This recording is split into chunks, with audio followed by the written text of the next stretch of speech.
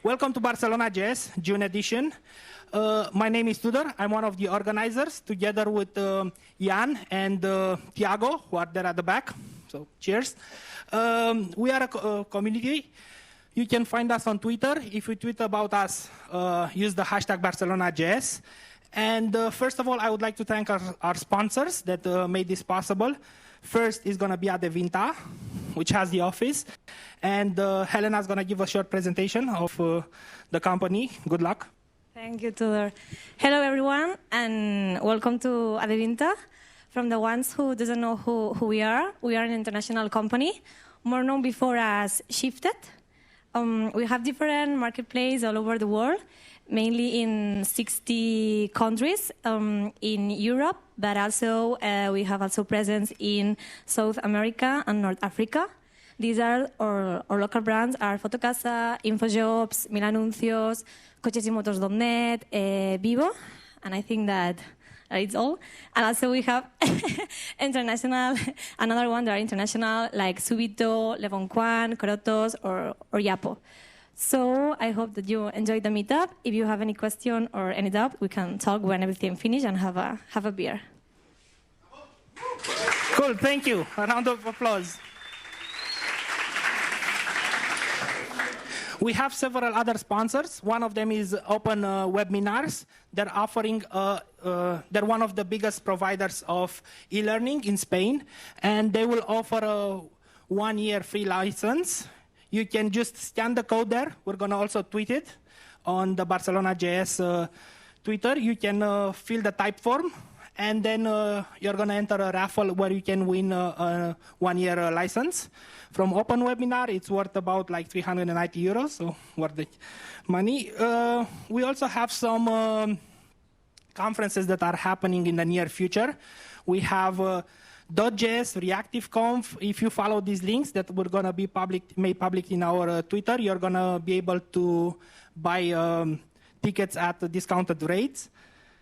The same applies to some local conferences that happen in Madrid and CJS. CodeMotion and Full Stack Fest. And if you go to these conferences, or if you learn something new, and if you think that you're doing something cool at work and you want to share that with the community, we're always looking for speakers. I know this is my always talk that I give. So you can go to our GitHub and open an issue, submit your talk, come in front of the community, share the knowledge, get some beers at the end, some handshakes, some pats on the back. So that being said, I would like to welcome Miguel, who's going to be our first speaker. So a round of applause for Miguel, please.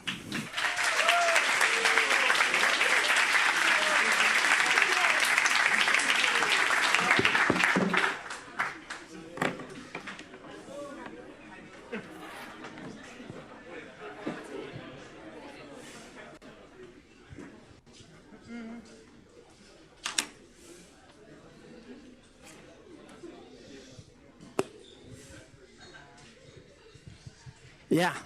Hi, thank you. Thank you, everyone. Wow, that's a lot of people. It's a lot of people. I hope that there is enough beer and pizza for you. Okay? So, yeah, I have to be here because they are recording the talk. That's me 5 minutes ago, okay, ending the slides. So be kind with me and my English. It's my first time. Thank you, Adevinta, for holding this awesome meetup. Thank you, Barcelona JS, for thinking and giving me the opportunity to talk here. I'm Miguel Ángel Durán. Yeah, that's me when I'm happy. Happy talking about Frontend. Happy eating Japanese in a Japanese restaurant. So if you want to make me happy, you know what you have to do. And if you want to know more about me, I have a Twitter, I have a YouTube with at Midudev. You could find me there. I work as enabler frontend in Adevinta. So I was going to sell you the company, but I think that Helena did pretty well. But anyway, it's a market leader company with a lot of products, such as Fotocasa, Infojobs, Mil Anuncios, coches.net.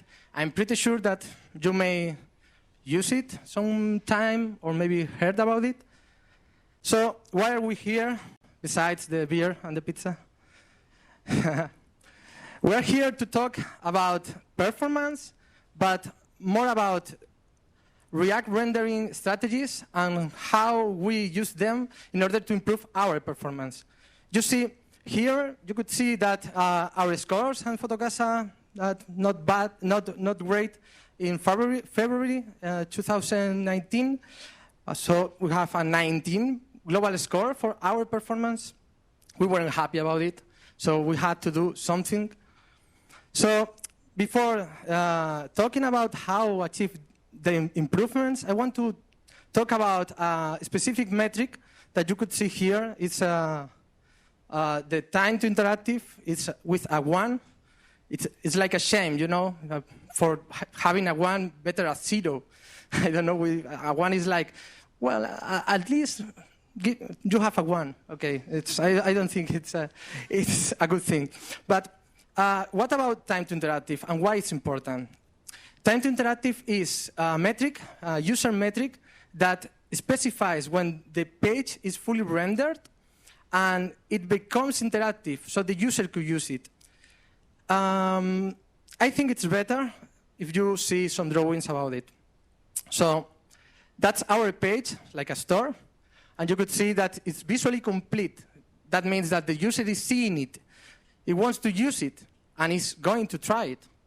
And when he tries, he can't because the page is not interactive. So when he tries to enter he tries to click or tap in the app, he can't. But when he's going to be able to use the page, when it's interactive. So that's the metric, time to interactive. It's not when the page is visually complete, it's when it's fully interactive. So I want to ask something. What do you think it was our time to interactive in seconds in February 2019? So say loud some numbers.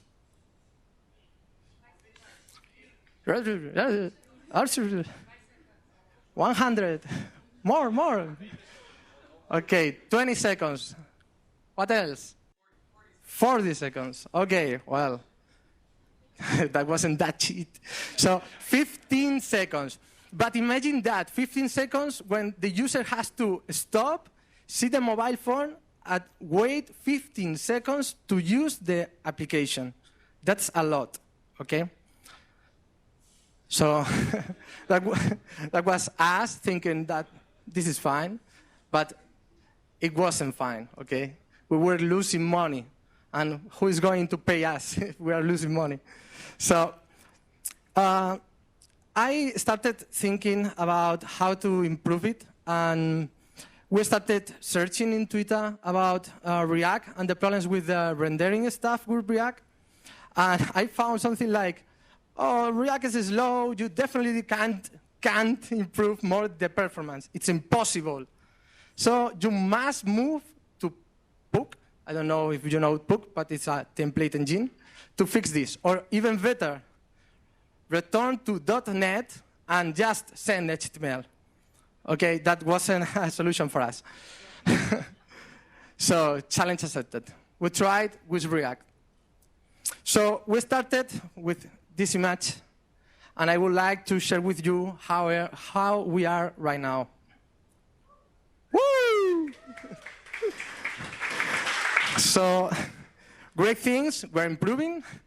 Bad things, time to interactive, still red, but it's not a 1, or not even a 0. So, but the first contentful pane and first meaningful pane are green. So yeah, we'll have to work, and we are now on 8 seconds. But the question is, how have we achieved this? Obviously, we did a lot of stuff, like not loading 50 images and only loading 3. But besides that, we did some important stuff about the React rendering. So I would like to share with you. And that's it. React rendering strategies, getting the most out of performance, while keeping bots happy, and developers happy, and UX happy, and everyone happy. So, first of all, we have to understand the problem. And what's the problem? the problem is that rendering stuff on the client is expensive. So I would like to do a quick recap about the rendering on the web. First, we had the server-side rendering. Server-side rendering is just sending the HTML with .NET, for example, to the client. It's being used right now by Netflix, and they are using React on the server side for the landing, and they are just server-side rendering with React and nothing on the client. But it's usually done with WordPress or Drupal using PHP and jQuery. Then what you do usually with that kind of strategy is send the HTML and give it the interactivity with another library with JavaScript like jQuery. And it's great for time to interactive, and it's great for first contentful paint. But you have some problems like the time to the first byte, the time to get the first response for the server, because the server needs to fetch the data. And also, the interactivity in the app is being done with another different language, library, or so on. Maybe it's with PHP, Java, .NET, and it's hard to maintain. You have the static rendering. Static rendering, you could use it right now with Next.js, with the export functionality, and Gatsby. And it's great because you are using just static files, and it's fast. But obviously, it's inflexible. So you have a fast time to first byte, you have time to interactive, you have the first contentful paint. It's pretty easy to deploy, but you have to generate those files. And sometimes, like the Next with export, you have still to iterate the data. You have the client-side rendering that is being used with React, with web components, and Vue, with the normal behavior and the normal setup. And the client-side rendering is good because it's so flexible. You only have one static file, you just deploy it. You have a fast time to first byte, you only have to download the index HTML. You have a great first contentful paint because while you are loading or fetching the data, you could just render a placeholder or loading or spinner or cuts. But you still have a slow time to interactive, okay? Because still, the user has to download the file, fetch the data, and then when the data is in your app, then it's going to be interactive after the React does its magic. So sometimes we have some strategies like hybrid strategies, trying to get the best of two worlds. In this case, the server-side rendering with client-side rendering, and that's the case of server-side rendering with re-iteration. So just server-side rendering with React, for example, you just send the HTML to the client, and then in the client, you are going to try to iterate that HTML with all the interactivity that you want, with the events, for example, or with new data, or trying to execute the stuff in the component inbound, or using an effect. So for that, you will need a huge data in order to be sent from the server to the client, in order the client to know what has to do in order to make the app interactive. So in this case, the redirection data looks like this. It's like a bunch of data in a JSON that is going to be used on the client in order to try to render the app again. And that's why it's called re-iteration, because it's happening twice. So you could see that it's being used with Nuxt, Next.js, Sui. We are using Sui in Adevinta, Spain, in order to achieve this. And also with Universal. Any one of you is using Angular in your company?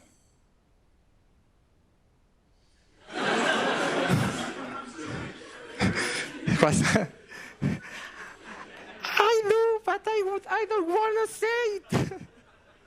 It's fine. We love you. Do you need a hug? So don't worry. I mean, sorry? Yeah, there's a gun here in order to... So raise your hand again, please. No, don't worry. Free beer for you. So, sorry. So, again, about the topic. With this kind of a strategy, are we getting the best or are we getting the worst of both worlds? Because if we say the downsides, we're having the slow time to first byte because we need in the server fetching the data. We have a bad time to interactive because on the client we have to re-render all the stuff with all the data, and we need infrastructure. So I would like to do a quick demo about it in order to show you how it works, the rehydratation. So let's see, I have a demo here. I have an example app for it with a bunch of articles here, okay? So when I refresh the page, I could see here that all my information is rendered with a lot of links. Let's see how in the performance tab it works. Okay. Processing profile. I'm going to try with a real CPU, like a mobile CPU, in order to see the duration of and the cost of rendering all the articles on the client. So, here we could see it took almost 1 second to be rendered the list of articles on the client, even when we already did that on the server. So for sure, almost 1 second is going to take to get interactive this app, okay? So you could see here the cost of every component on the React tree of our app. For example, we have here a car that it took 60 milliseconds, but the problem is that we have like 30 cars. So the first car was 60 milliseconds, the second one 30, and so on. So you will have to sum all the cost of every component. So that's the problem with server-side rendering. Of course, if we check the source code of our file, let's check our iteration data. That is the iteration data. It's a huge JSON object that you in order to iterate your app on the client. Cool. Boom. So we have to find a solution for it. And the solution is pretty obvious, I know. It's renderless things on the client or on the server. So you will say like, okay, that's typical. You just render 3 articles and not 30. It's pretty easy. But no, because I still want to have my search engine optimization because we want to be easily discoverable by the Google bot, for example. I would like to keep my flexibility, so I would like to use React on the server on the client. I don't want the pack of the template engine to be different on the server. I would like still to keep the best user experience in order to avoid any loading stuff on the client-side rendering. And I would like to optimize at most the time to interactive. And obviously, I want to keep my developer experience because I'm a developer and I want to be happy, okay? So we want the best of the cake. And that's how it works, the React rendering strategies. Let's start with dynamic rendering. Dynamic rendering is a new strategy where you could do 2 things. If the visitor is a real user, is a person, you just send the client-side rendering. If you are a bot, then what we will do is to send the server-side rendering. So in this case, the good thing about it is that you could pre-render the stuff that you are going to send on the client-side rendering in order to be faster, in order to pay less money on your server, your infrastructure. And for the users, the real users, you just send the index.html empty in order to be used and to be faster. But the question is, does Google like it? Well, I hope it does. It's their idea. So if you don't like, they are liars. So with dynamic rendering, you have two strategies. You have by route, when you do the dynamic rendering for a full route, or you have by component. By route, that's a middleware for Express, for example, and let's check how it does. We have an array with the list of user agents strings. We just load the index.html, and in the middleware, we check the header of the request. So if the request, the user agent, is in the array that we have with the user agents, for example, Googlebot, what we are going to do is to pass to the next middleware in order to server-side rendering or maybe pre-render or just send to Googlebot the best experience for them. But if you are a user, just send the empty index.html. So the real user is going to use a client-side rendering. That's Express as well in order to use the middleware. So for example, in the route, the route that you could see here, we are going to do the dynamic rendering. That's production code from Fotocasa, for example, in order to try in Barcelona Capital to do this kind of rendering. And for the rest of routes, we just do the server-side rendering. So, some results.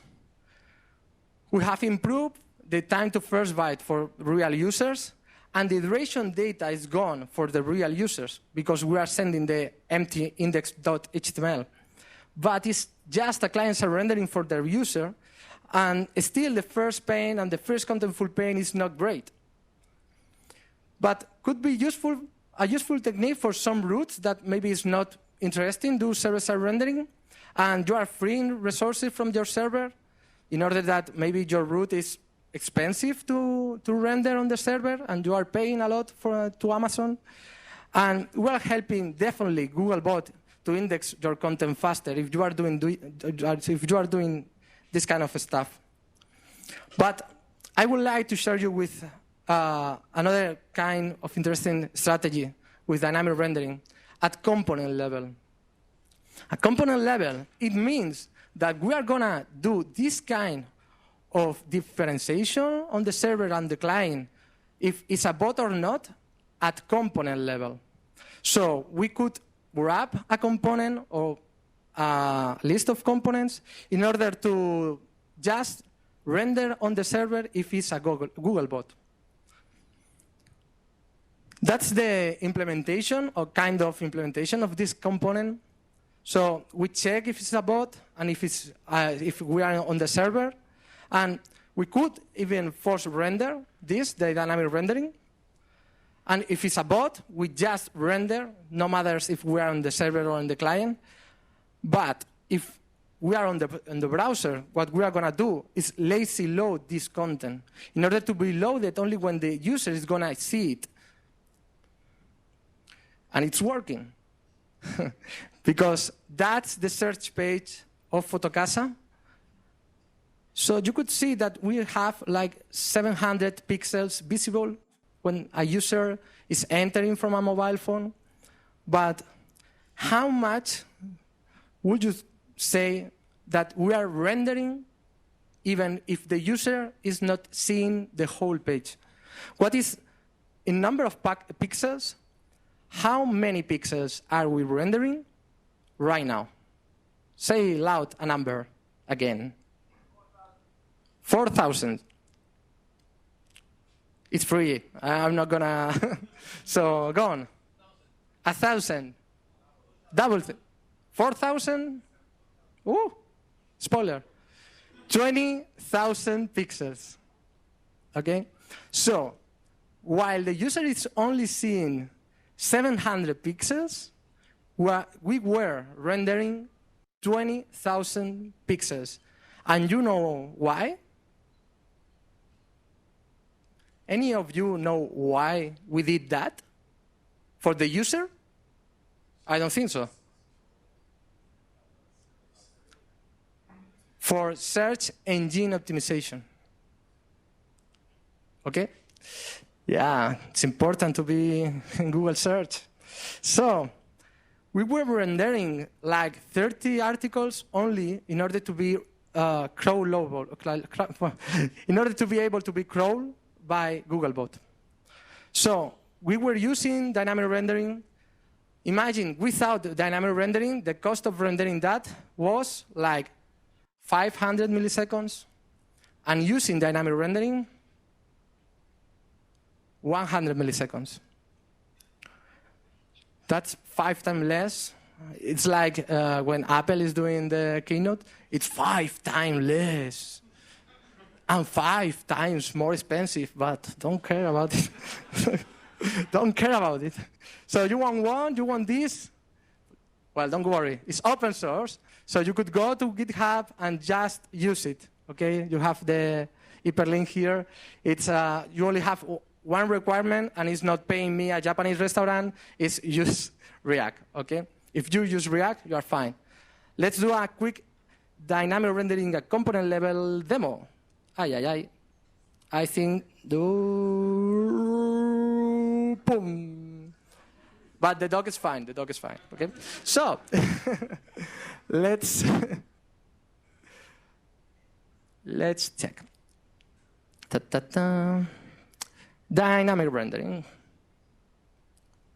So, I'm a normal user right now, and I'm using dynamic rendering on the list of articles. Let's check on the Elements tab how is it that done. Let's check. So right now, as you could see, we are rendering the first 3 articles. This one, and this one. But the rest of articles are not rendered because we are a real user and we don't want to render the articles that the user is not seeing. Okay, that's perfect. So if I scroll, what I'm going to see is that the articles are being rendered on demand. Okay? So if I go to the Performance tab and check this, I'm going to do the 6. Okay, profiling again. So do you remember at the first time that we did that? It was almost 1 second, right? So now is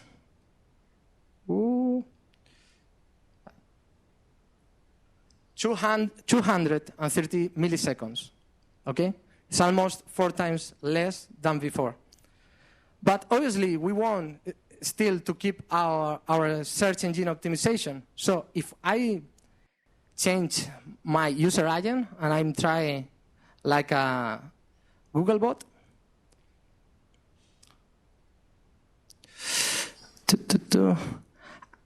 I can see that all the elements have been rendered. So we are doing this kind of distinction at component level. And that's quite interesting.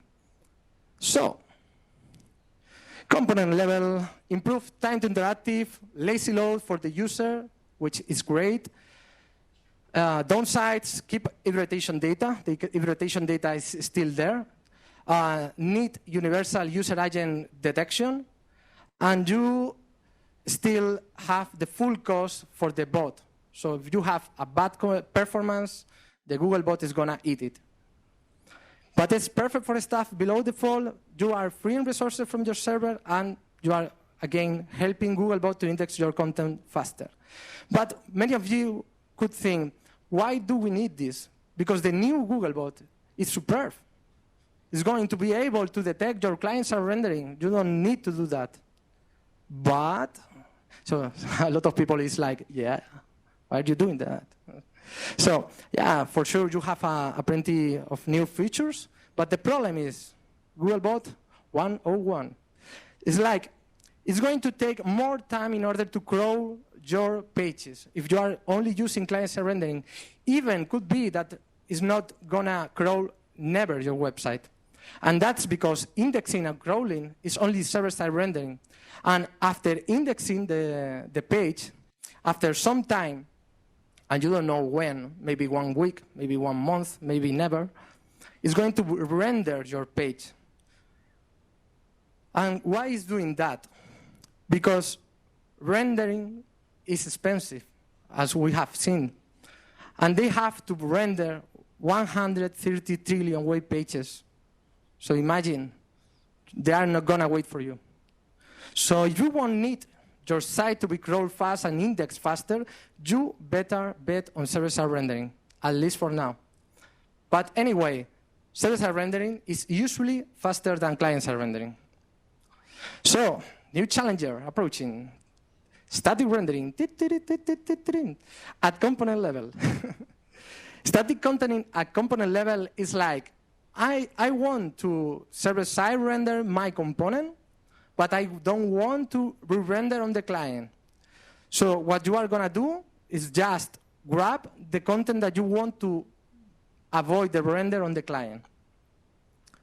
That's a ECPC implementation, for example, in order to detect if you are on the server, because you only want to render this on the server, but not on the client. So for doing this, we are doing the check, typical check, but for the client, we are doing this.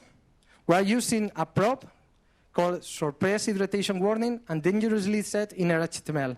And how it works? So React announced some months that the new surprise hydration warning attribute lets you mark intentional text mismatches between the client and the server.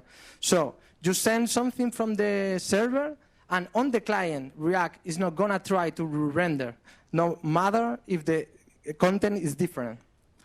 So I saw as well on the GitHub issues that Seth McCarvich was talking about that, how it works, the dangerous set inner HTML when the HTML that you are trying to put is empty.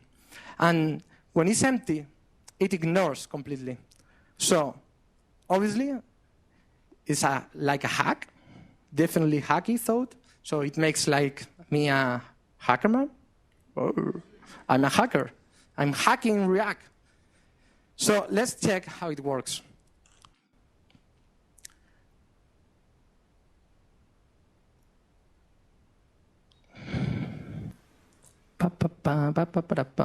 So the static content is useful for content that is not going to need to be interactive, like a list of links. So in this example, you will see that it's losing some kind of features, and that's great for the demo.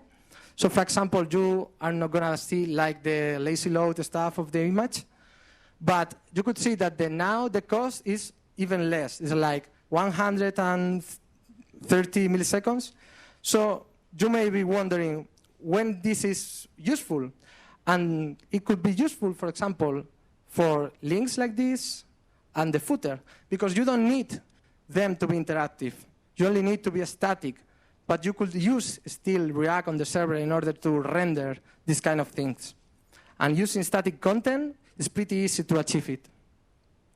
So the results, avoiding rehydration, and greatly improve the time to interactive. You are losing interactivity. That's a great downside. You have to keep it in mind. And the hydration data is still there. And you have to grab your element with a dip in order to achieve this. So the final challenger is the progressive rendering, also known as partial hydration. It's like dynamic rendering at component level, static rendering at component level. They go to a hotel. Yeah, sorry for that. And they have a Katie. And that's progressive rendering.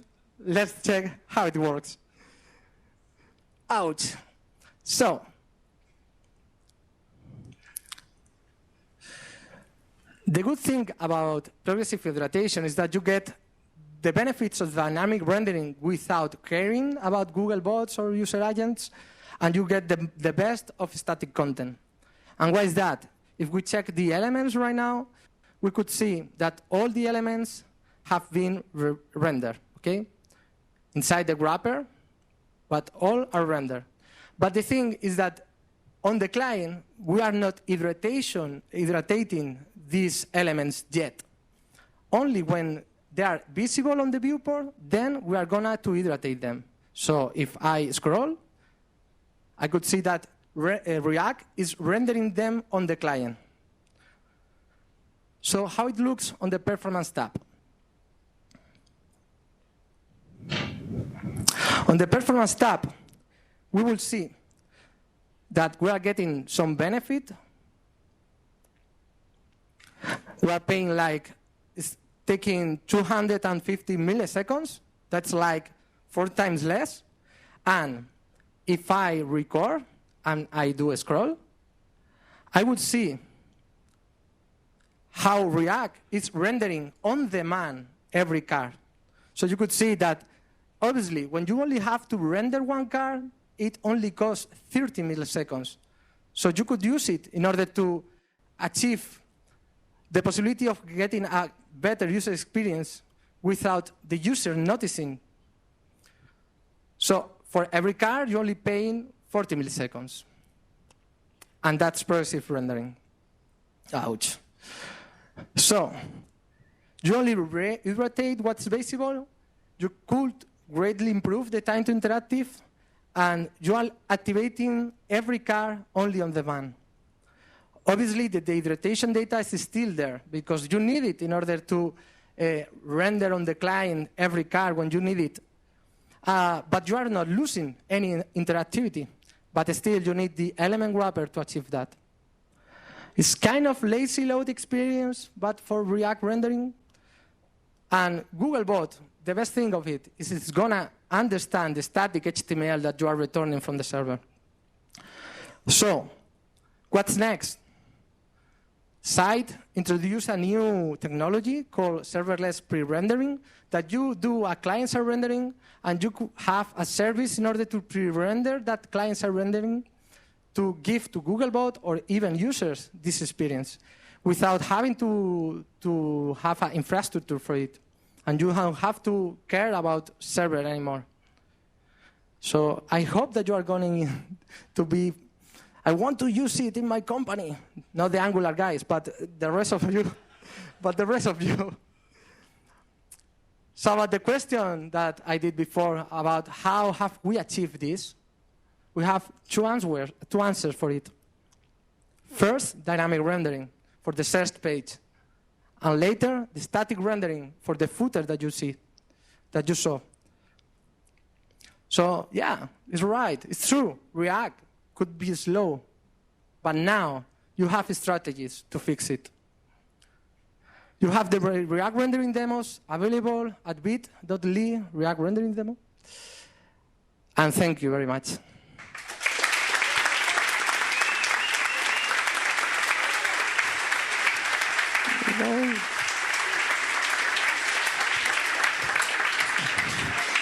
Thank you. That's for the gift, right? For the gift of the... So, do you have any questions? I will be... Yeah, you have a question. Hello. Thanks for the talk. It was really good. So my question is, of course, we just talked about the front end and a basic layer on the back end that was expressed. But do you also are doing like caching on the back end or the queries? How does that help too?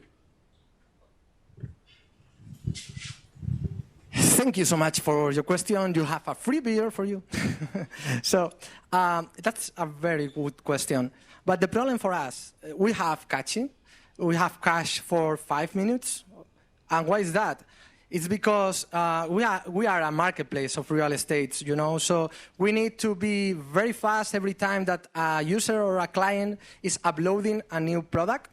And we have like a bunch of features, filters, and so on. So caching for us is not only difficult, but not possible like I want to cache for 1 hour. We have a varnish cache for Googlebot only, in order to cache for 1 hour, because we don't care about the freshness of the data for Googlebot. But for our users, imagine that one user is uploading the real estate. And if they don't see the result on the search page, they're going to get crazy. So we have a cache like 5 minutes. So we're not getting so benefits for it. And that's why we need this kind of strategies. Thank you for your question.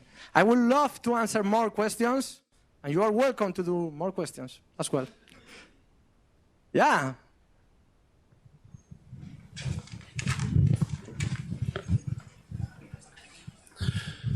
You mentioned about the metrics of that you accomplished, but they were also some red points.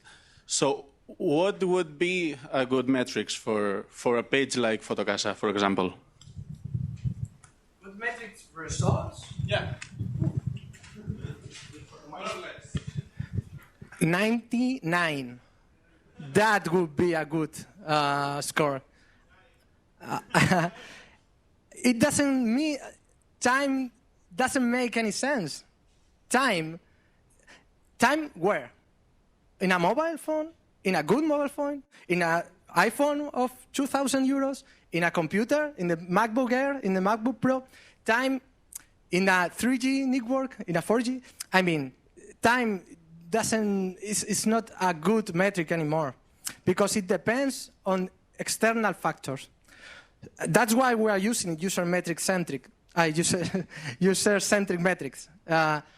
There's the typical Google recommendations for metrics, but we could see right now what is a good metric for the time in a specific device. Like, I don't know, I would say that in a typical mobile phone with a typical network like 3G, you're happy about it?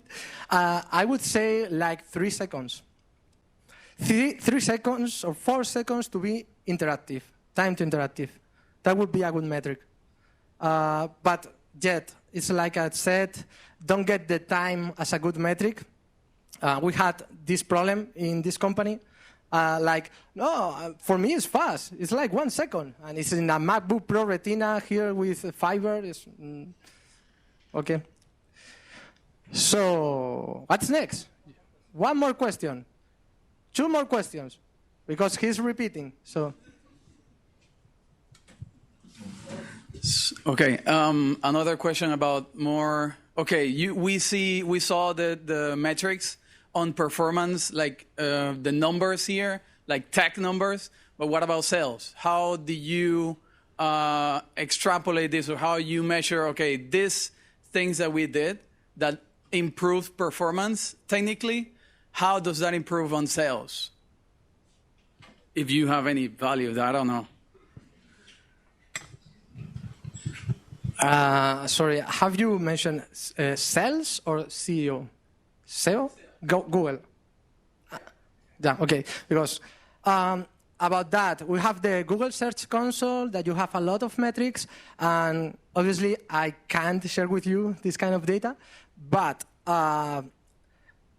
when we did some improvements over performance, you have a great graph on Google Search Console that shows you how much or how many pages is crawling Google every day. So if we were here, after all the improvements of performance, was like here. So we got from 2 million to 10 million pages crawled by Google. And that's normal. And why is that? Because Google is so busy. He has I have for Fotocasa, in this day, I have 1 minute of my time. Okay, I'm going to try to be fast, but I have only 1 minute. After 1 minute, Google is going to stop. So if in 1 minute you are serving 10 million pages, that's fantastic for Google. So we saw an improvement over the number of crawling pages, over the search results, over the visits from Google. So yeah, absolutely. I think that there's a direct relation about performance and Google. Yeah, a business. Okay. Thank you very much for being here. Only was just one thing. I'm giving 2 tickets for the CSS camp in my YouTube channel. So you only have to subscribe and comment. Put a comment. Why do you want to go to the CSS camp? But come on, it's CSS. It's fun. You want to go. So, and it's nothing about React and React rendering stuff. So yeah. So you are invited to go there and check it out. Thank you so much.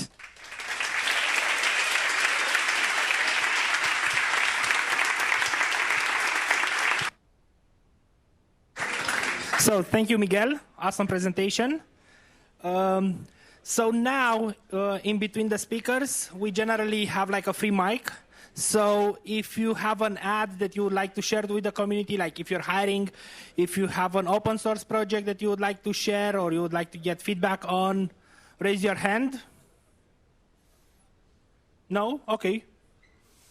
That's okay. So that being said, I would like to introduce the next speaker. Christian, you ready?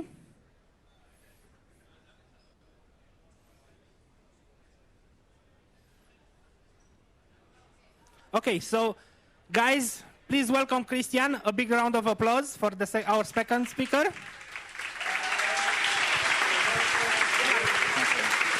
Hello, thank you. Okay, thank you for the blog. Thanks for welcoming me. Yeah, I'm Christian. I want to talk about the future of checkouts and basically have an introduction to the payment request API on the web. When we talk about the payment request API, we're not only talking about like one API, one new API in the browser, but basically about like a larger ecosystem, the so-called web payment ecosystem.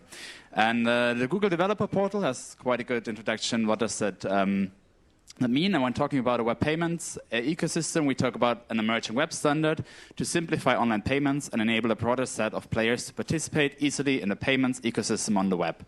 It's like a very broad definition with a very high scope or large scope, but I want to emphasize two main points here. The first one is to simplify online payments. Why this is important, I will tell you in a second. And the second part is to enable a broader set of players. So at the moment, most of the online checkout experience are limited towards using like credit card payments or bank transfers. But in the future, we might be able to just like much more people or companies build payment technologies so that we can use them in our shops. Well, I'm sorry for that. Let me maybe turn off the phone. Good. Okay. Nevertheless, this definition is very broad. It covers a lot of stuff, and I will not be able to talk about everything tonight, so I limit it down towards the payment request API. The payment request API tackles the third part, simplifying online payments. And a better way to describe what it is in the Mozilla Developer Network's definition. They say explicitly that it's not a new way for paying for things. Rather, it's a way for users to select their preferred way of paying for things and make that information available to a merchant. That also shows a bit what the first part means with enabling a broader set of players to participate in this ecosystem when paying. So the browser vendors don't want to create like new ways of paying for things. They don't want to they don't want to create like new payment handlers, new strategies of paying. They simply want to improve the way how we can check out online and how we buy online. The question still is like, why do we need actually a standard around paying online? So far, I guess all of us more or less buy weekly or at least monthly stuff online. We go to Amazon and buy stuff. We shop clothes online. We might even shop groceries online, and it's more or less working like for all of us. I think we all can do it. It's a huge market. But I was moving here last year to Spain. I'm coming from Germany. And in the beginning, I had a tough time figuring out, especially on Amazon, figuring out where to fill in what, which button to press to continue, what data do they actually need, what do they don't need. Simply because I needed to use the Spanish Amazon, and I didn't understand the language. So internalization of the interface is one big problem we have at the moment. Often it's the fact that the forms we use, those online shops we use are not in the native language of the user. Another problem is that, for example, for me, autofill didn't always work. So my address wasn't always filled out correctly, my credit card was the wrong one, which is a huge problem. Like on every page, I have to re-enter the same data again. On every page, I have to fight against the autocomplete, and it was always a bit tricky to properly go to the checkout and finally pay for the goods I want to pay for. And then there are other problems. I'm not affected by it, but a lot of users might need assistive technologies to go through the web and to pay for to use the websites. So accessibility is a huge concern, and not all companies still optimize for it. If we do that by the browser, like by the native platform the users already use and support the system they use, in my case it would be Mac, it would be the Apple screen reader, we can have a huge impact and a huge improvement around accessibility. So this is what I want to talk today about. I'm Christian, I'm a developer at Typeform, we're hiring on all levels, so feel free to ping me. This talk is also based a bit on an investigation I did around this payment request API around Typeform, because when I started there, I was also on a team where we wanted to improve our current checkout page, because it was in a very old state, and we wanted to remove the friction and make it easier for users to actually check out and pay for a higher plan, because in the end, it's all about the money. I want to tackle 3 questions in my talk today. I will first look how the basic payment flow in the web will work like. I will then have a look at how can we use it when we want to implement it in our online shop. And last but not least was a short live demonstration. I want to show you how it will actually look like and how it will actually work in your online shop. Okay, so let's look how paying online works. With introducing the web payment ecosystem and all these fancy APIs, the basic flow will not change. There's some adaptations, there's some maybe improvements, but overall, the flow is still the same. We have the user, we have an online shop where I can buy stuff, we have maybe, and in most cases we'll have it, a payment service provider in the back, like Stripe or Klarna, which for the online shop handles all the payments, because handling payments and credit card details requires a set of compliances. And we might in the future have additional third parties which do payment handlings. In that case here, it's for example an example for Apple Pay or Google Pay or Samsung Pay. Or we might also have additional new upcoming payment handlers. And this is where the web payment ecosystem wants to enable this broader set of players to actually take part in buying online. So the basic flow is like you would expect it. The user performs the checkout, the user goes to the checkout page, puts all his goods into the cart, and then wants to pay for it. And we want to make this process as frictionless as possible. The merchant then asks for the billing information, because we need to know maybe where to ship goods to, we need to know where to send an invoice to, and we basically also need to know where to get the money from. In the future, we might now have here an additional step by processing these payments through an external payment handler like Google Pay or Apple Pay. If this is not the case, we send the payment information we got from the user to the payment service provider in the back, for example, to Stripe or to Klarna. If everything went well, or maybe even not, the payment service provider anyway returns us an outcome. Either the payment was proceeding and went good, or it failed. And in the end, we will send this information back to the user. So this flow is like you would expect it right now and how it's working right now, but there's some improvements around the user experience for that. And I will focus today on the part where the user comes into play, and that's where the payment request API is responsible for. To enable this flow in total, the web payment ecosystem, I'm sorry for that. I turned off the notifications, but apparently it seems not to be working. So hopefully no one writes me any messages anymore. Yes, it's built on top of multiple APIs. The first one we have here is the payment request API, the one I talked already about a lot. It's basically providing us with a native checkout flow. The second one is the payment handler. Okay, sorry.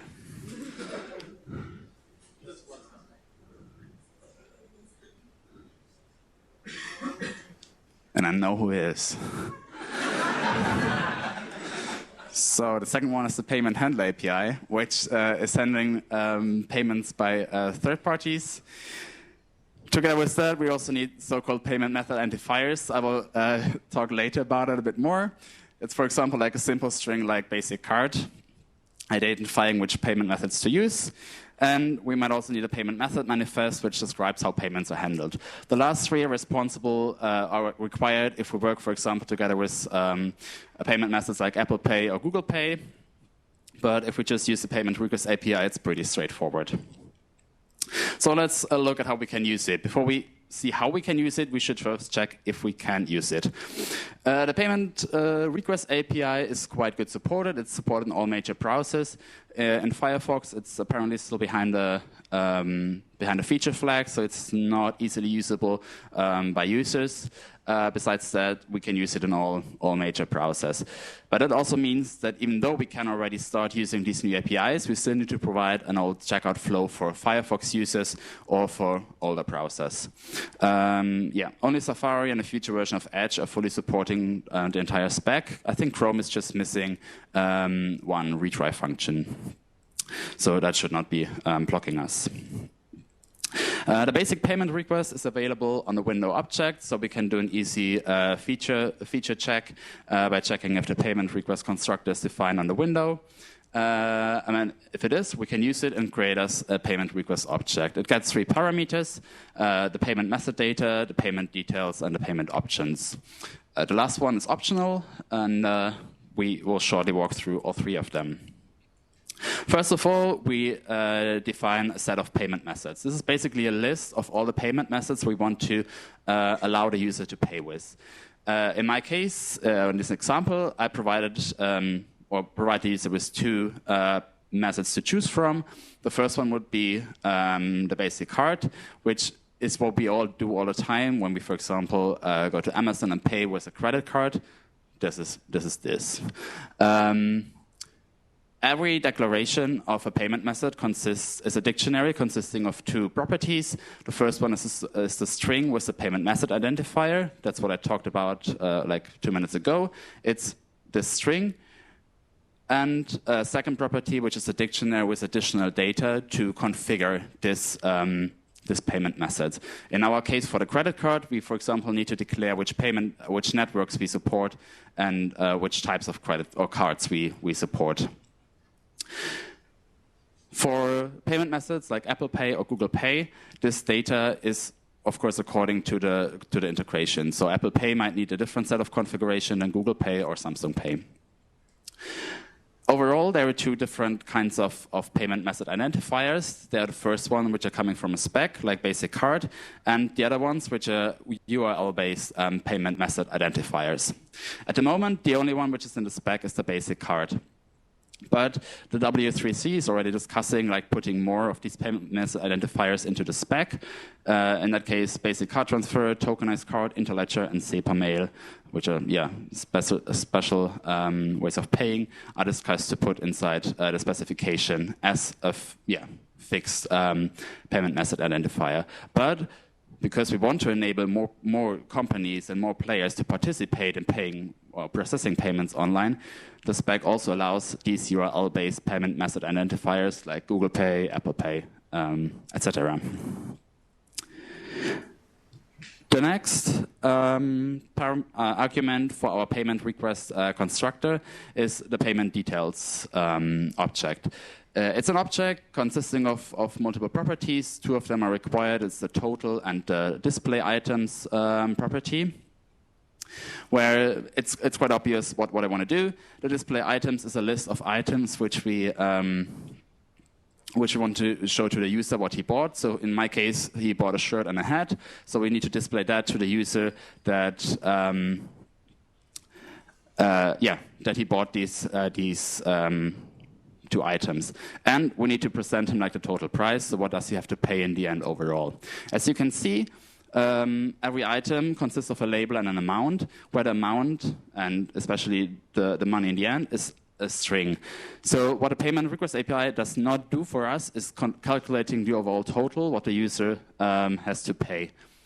This might seem a bit like less powerful, but on the other hand, it enables us also to put, like, for example, like a voucher or a discount code into these display items, which might be subtracted from the overall total the user has to pay. And we don't want to leave that to the browser trying to figure out how he has to how the browser has to calculate the overall total. So This is basically just for displaying purposes and can be configured by us. A third option, which I will show in a demonstration, will be that we can display several shipping options. For example, we might have like a standard shipping for free and like an express shipping, which is faster but might cost additional money. Last but not least, we have the payment options. This dictionary is optional, so we don't need to give it to the constructor when creating it, but allows us to further configure the payment request, the checkout flow.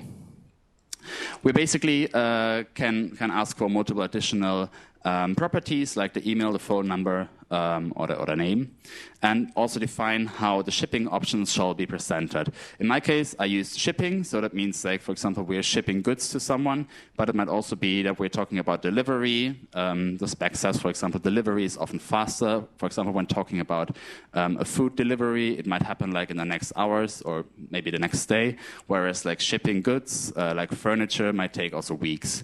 And we can also define pickup, which is used to, for example, for laundry shops, which pick up goods from a person, to adapt the user interface to properly present these input fields. So, how will it look like? We'll see that in a second. Before we'll see how this whole thing works together when we actually want to execute a payment request. First of all, we create our new payment request object after, of course, checking if it's available, if we can use it, and if not, maybe redirecting to our old checkout flow. The main function we then need to use is this show function. When calling that, we will present to the user a native checkout flow where he can enter all the billing details, which we'll see in a second. If the user accepted a payment, we can handle it. Basically, that means sending the data to our payment service provider, us checking that all this works out, and if they say, yeah, they accepted a payment, we will send back to the user and complete the response by passing in success. In case something failed, maybe whatever reason, we can let the payment fail and display that then to the user. The nice advantage here is that this interface is the same across all shops who use the payment request API. So for the user, a success state will always look the same. The same with like an error state. It will always look the same because it will be presented by the browser itself and not by every designer. By every designer of every shop differently. There's one more function I'm calling here. It's the so-called can payment function, which is a function which supports us developers by checking if the user might be able to actually use or have an advantage by using the payment request API. It will not check if, what we'll see in a second, if the user has, for example, set up Google Pay or Apple Pay, but if the user is generally able to use the advanced flow via the web payment request API. It's a bit like unclear what exactly is checked in the background, but it's a good idea to maybe firstly check if there might be a user advantage, or if you maybe want to show like an additional pop-up first to explain the user where this new pop-up is coming from. Is there's like no data pre-populated. Okay, let's go to a live demo. I hope this works out. Can you see it? Muy bien. Okay, so I built a very simple shop. You can buy very simple items, and you have a card where you can put stuff in. And press pay to pay for it. Pay will trigger, as we'll see in the code in a second. Pay will first check if we can make the payment. If this works out, we will then actually do it. And then when we pay for it, we will get this little native checkout modal. This is what's coming from the payment request API when we call show. So this is all the magic which lies behind it. As I said before, the main advantage we have here is that it's built by the browser, so it's native coming from the browser. So it's way more accessible than if we would build it and try to implement it ourselves. It's in the language of the user, so in case like my shop is in German or in French or any other language, this would still be in the language of which I have set in my browser, which is of course much easier for me to digest and use than any other language. And it's the same across every shop which uses this payment request API. That means it's super fast for the user to check like how it's working, where does he have to fill in things, and it's therefore much less friction. So as you can see, I put like these 3 items in my cart. I have this little auto summary displaying me all the display items I put in there. If you remember the payment details to properties and the total overall, it's in euros. And then I have here already selected a credit card, which I have stored in my browser. Chrome already hints me where this lives. It's in the settings.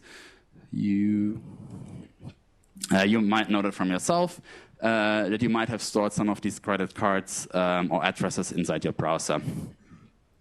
If I wouldn't have a credit card in here, let's read it. Let's cancel the payment.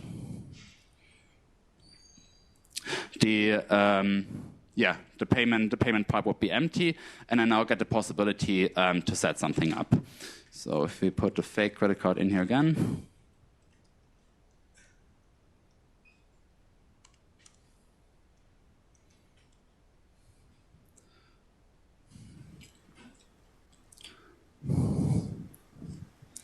I have this credit card back in here, and I also have it in my settings. So when I go to the checkout page the next time, or with any other shop, I directly have this this credit card available and can use it.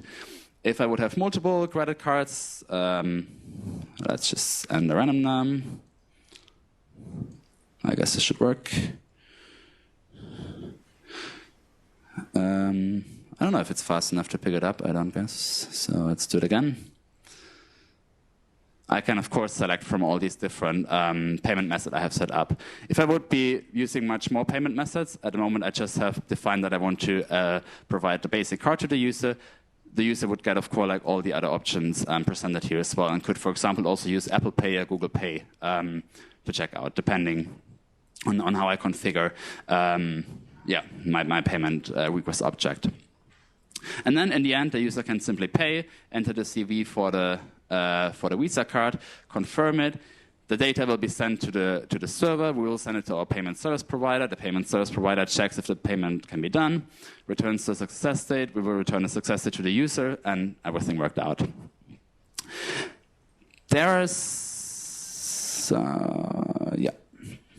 So in the code,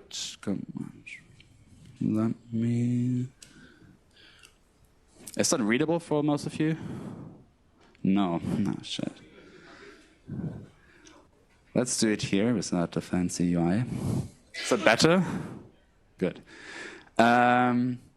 So as before, we first need to create our payment request object.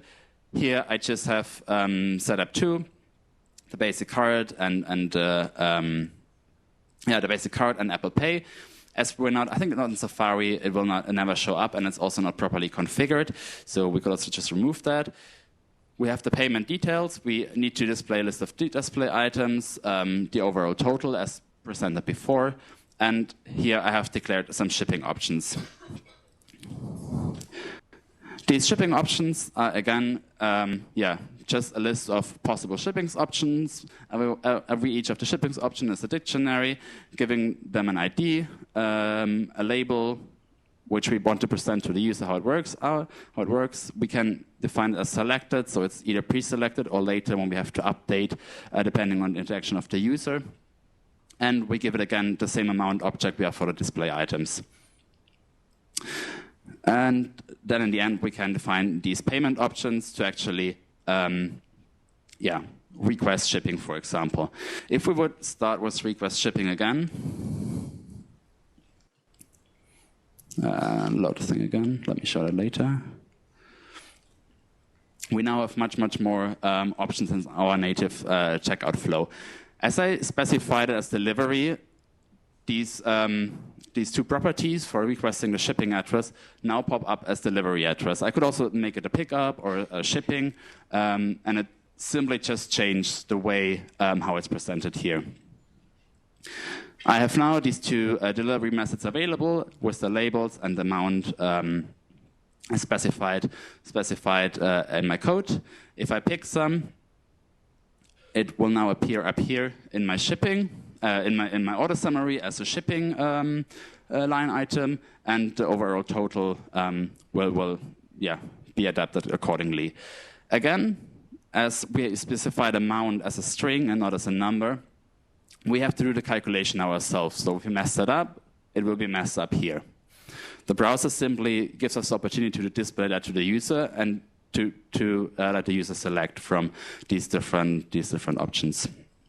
Again, I can select my payment, and I can pay for it. How this works when we actually execute it is what we basically see here. So we can first check if the user can make the payment. If we can't do it, we maybe just don't do anything. And then we have down here multiple options to react to the input from the user. So for example, when the user changed the payment method, maybe we need to react to it. Maybe we need to apply additional fees to the user. When he changed the shipping address, we have the advantage, again, we get the input from the user, and maybe then can, for example, check if we have to send it to Portugal or to France, somewhere outside of Spain. We might need to add additional fees because it's more expensive for us to ship there. And the same with the shipping option. It's always the same. When we get the event, we can read the data from the event. In my case, I just read the selected ID of the shipping option. And the main important part is down here. In the end, we can call the update with method on the event, on the shipping option change event, and update the event with the new list of line items. So besides the total and the display items, we might also have now the items we had before, so all the stuff the user put into the cart, but also in that case then the shipping option he or she selected with a specific amount. Of course, we also need to add this amount to our overall total. This can be done asynchronously, so we could, for example, first send this data back to our server, calculate a new amount, like calculate how much the fees would be to send this outside of Spain, and then add it overall to our list of line items.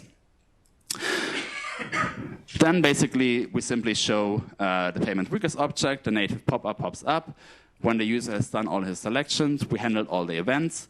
We will get the response back. Can then log the response, or maybe better send it to our servers. If everything went well, we complete it and say success. If something went wrong, we say fail and display a fail state to the user.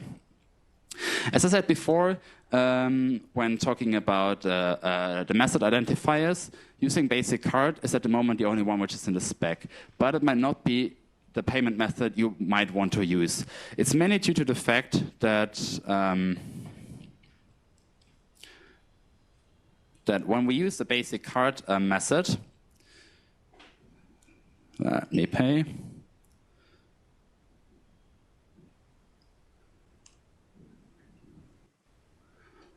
Okay, it's a layer built in.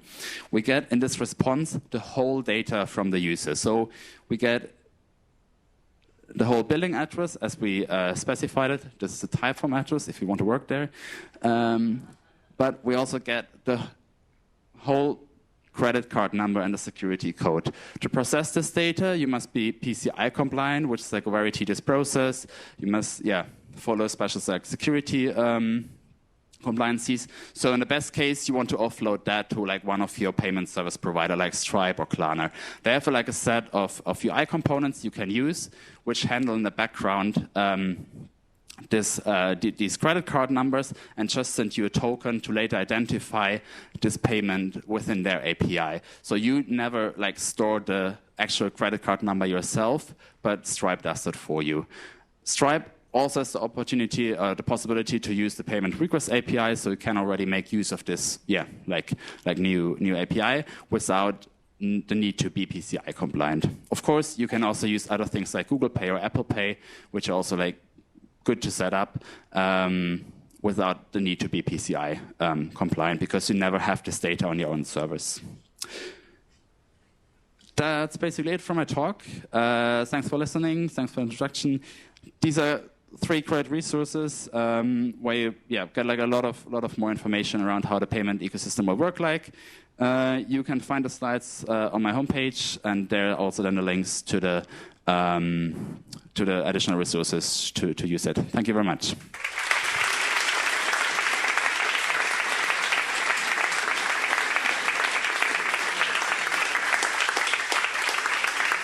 Are there any questions?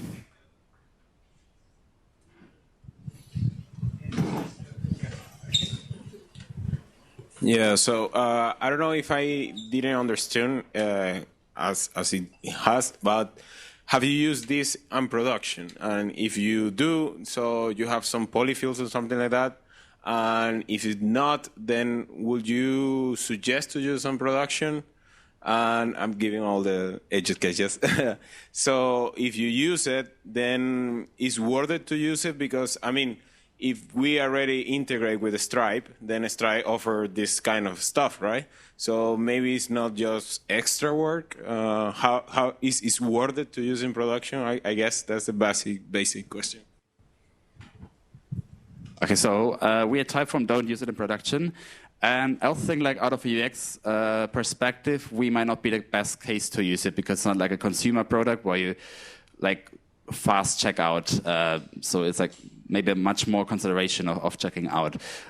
If it would be a shop where you like simply buy and want to pay fast, I guess it would be definitely worth it in production. So in one of the articles from Google, there's a link to an to a use case where they described that they like improved the OR retention by using this API, because it's a much faster process of checking out, and the user are less likely to churn while checking out because the friction is lower. So I would say, depending on like the shop, it's definitely worth to use it and to follow this trend, especially as you like remove a lot of work from yourself and from your developers.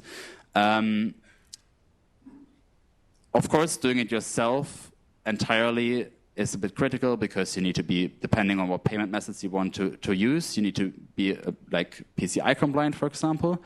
But as Stripe can do that for you, you can, for example, configure your Stripe elements for React, for example, to use this this payment request API. Yeah. So I would go for it if I would have the possibility to use it, and if it makes sense in the overall like flow of my application. Because of course we saw that it's like a modal, so depending on how the background will look like, there's like just using it and everything is better might not be the best way, but starting to adopt it and go with where the platform goes, definitely a good way. Especially if you also want to consider like paying mobile or like on a mobile phone, whereas we at Typeform are mostly focused around like desktop payments. So yeah, does this answer the question? Perfect. Are there more questions?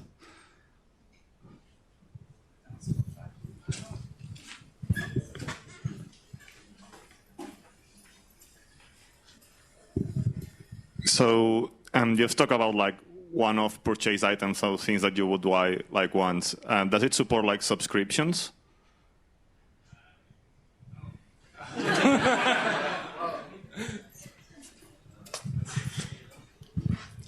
No. So it's also not meant to support these kind of things. So you will still have to.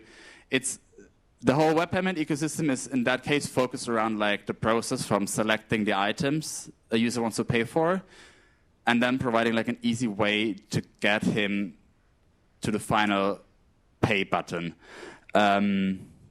or to get the initial money. But if you want to have like subscriptions, you would still need to handle that like with your payment service provider or your self-service side. So you can't like offload that to the browser to do that for you. That will not work. No. Yes. So.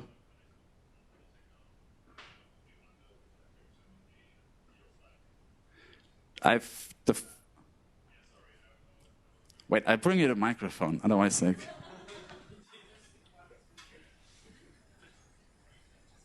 Yeah, so you would still be able to like show the information to the user, like you are like purchasing this, like, or you'll be charged like once a month. So you would still be able to show that in the checkout interface.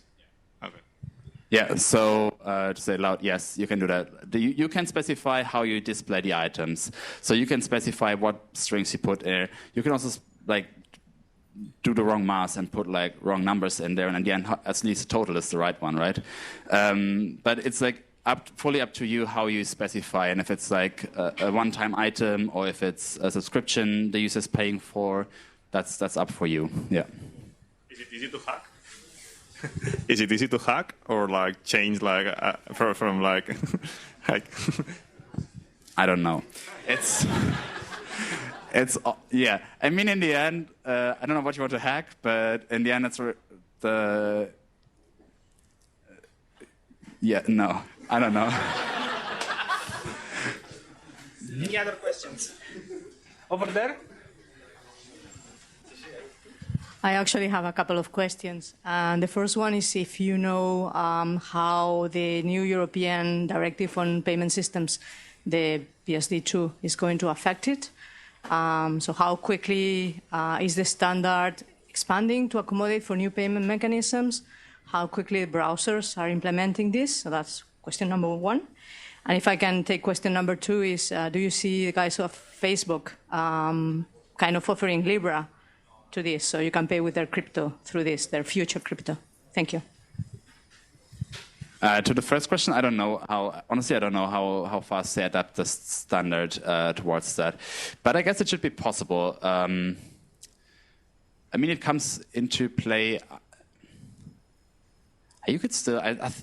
I'm just guessing, but you could ask for the information. You press pay, and you would then be redirected to the other, to like your bank to actually approve that you're the person who wants to check out. So for the people not knowing, the PSD2 standard, if I'm recalling correctly, is to make paying online more secure by, you're basically proving that you're the person who's paying, doing a challenge from your bank.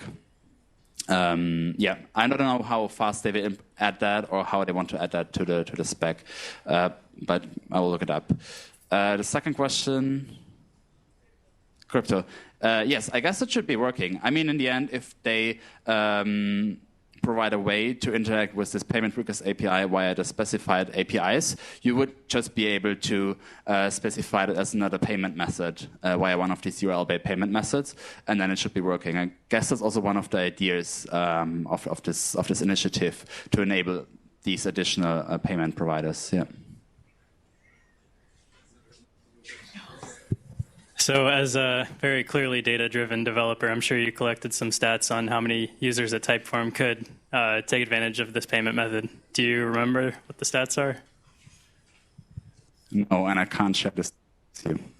I'm sorry. No, I don't know, honestly. I think it's around like 20% where we check whether this would be possible and would like enhance the flow. And but then it's mostly, basically depending on also on the browser stats. So as the market share of Chrome is around 60%, I guess like around 60% of our users could for sure benefit from this API. Okay, so thank you. A round of applause for.